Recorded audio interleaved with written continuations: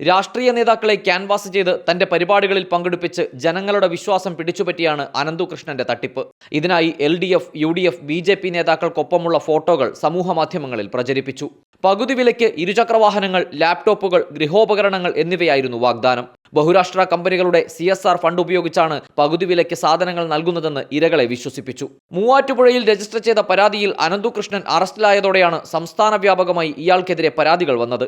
ഇടുക്കി, എറണാകുളം ഉൾപ്പെടെ പല ജില്ലകളിലും 100 കണക്കിന് പരാതികളാണ് അനന്തുവിനെതിരെ രജിസ്റ്റർ ചെയ്തത്. നടന്നത് 350 കോടിയിലേറെ രൂപയുടെ തട്ടിപ്പെന്നാണ് പോലീസ് നൽകുന്ന സൂചന. അതേസമയം മുതിർന്ന BJP നേതാവ് AN രാധാകൃഷ്ണനും കോൺഗ്രസ് നേതാവ് ലാലി വിൻസെന്റും അനന്തുകൃഷ്ണന്റെ ഫ്ളാറ്റിൽ വരാറുണ്ടെന്ന് ഫ്ളാറ്റ് കെയർടേക്കർ റിപ്പോർട്ടറിനോട് പറഞ്ഞു.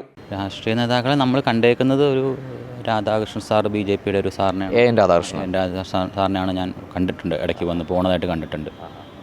വേറെ ഈ കോൺഗ്രസ് നേതാക്കളും വന്നു പോകാറുണ്ടായിരുന്നു പറയുന്നു. നേതാക്കൾ എന്ന് പറയാൻ ഒരു അഡ്വക്കേറ്റ് ലാലി വിൻസെന്റ് മാഡം ഇടയ്ക്ക് വന്നു പോകുന്നത് കണ്ടിട്ടുണ്ട്.